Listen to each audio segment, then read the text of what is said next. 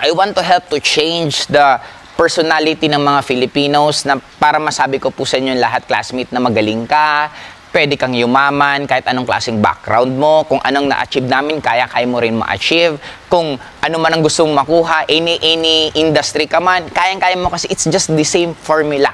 Normal lang ginagawa namin, katulad ng nagkaroon po kami ng gala. Alam nyo ba na ang daming first time sa gala namin? First time magsuot ng ganun kaganda, na formal na attire.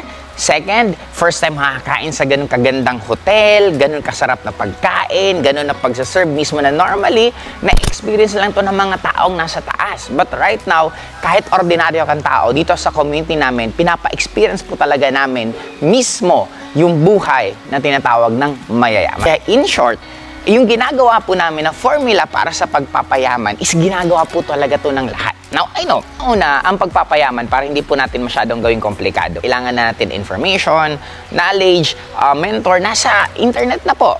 Ngayon, ang kailangan lang po natin is willingness na sundin siya.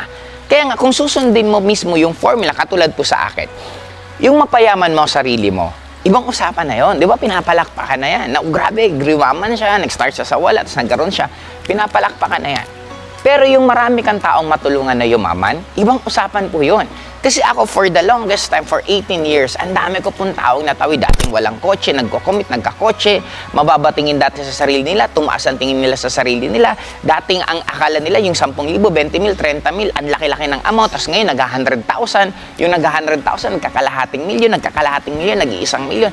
Ang dami ko pong natulungan ng ganun. Alam niyo naman po siguro na-explain yan. Kaya nga sabi ko, I'm very thankful because of ganitong social media right now na mas nagiging na-explain ko ng details. Now, dito po sa ginagawa po namin sa community namin right now, ang pinakauso na po, tapos na po kasi yung era dati na ang pag-network namin kanya-kanyang bahay.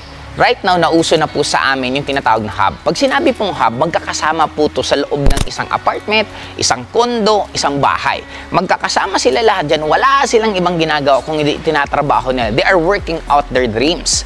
Bakit namin to ginagawa? Kasi it's so hard for you to get your goals. Kung pag umuwi ka, yung mga kasamahan mo sa bahay is iba yung pangarap sa'yo.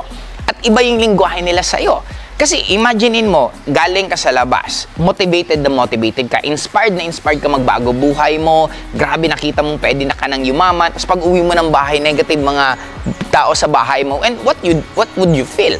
Di ba sayang nung energy mo kasi pag uwi negative yung surroundings, negative yung tirahan, di ba? Kaya right now, ang ginagawa po talaga namin sa community namin, kinukuha po namin, kung gusto po nyo mag full-time, talagang dito ka mag-stay sa amin. Ang pinakamaganda dito, ipapa-experience namin sa'yo yung kadalasan na hindi mo talaga na-experience sa bahay mo.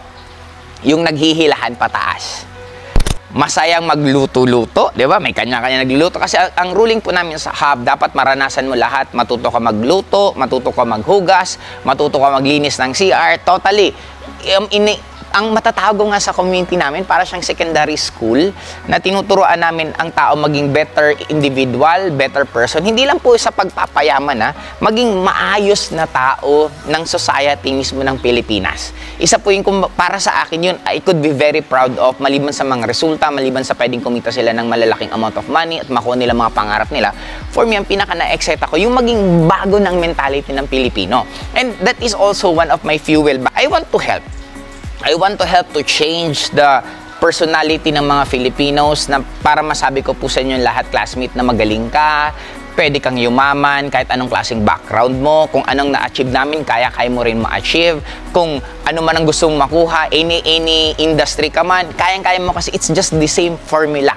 Pare-parehong formulang to, and ako am very excited for our community na lalong lumaki na mas marami ang taong Pilipinong positive. Yung positive na mabuting individual, motivated, nakaka-inspire, nakakatulong ka sa kapwa mo Pilipino, hindi ka asa ng asa sa gobyerno, asa ng asa sa magulang mo, kundi umaasa ka sa sarili mo.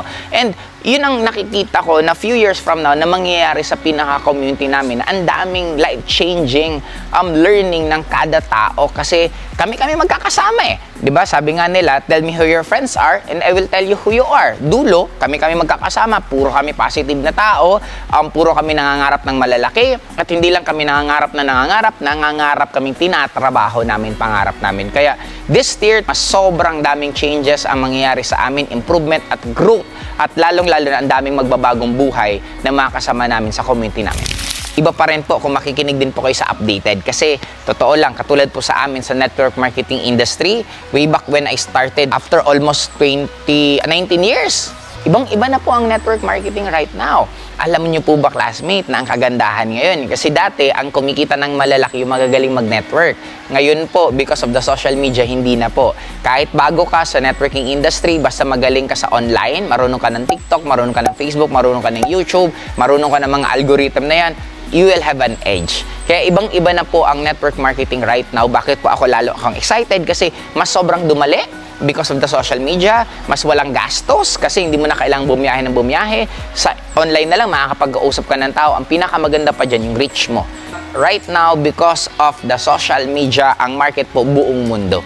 Kaya I'm very excited for what will happen sa community namin for this whole year kasi ang dami po talagang magbabagong buhay ang mangyari po sa amin. Kaya for now, yun na muna, classmate. Thank you so much sa lahat po ng support, sa lahat po ng nanonood at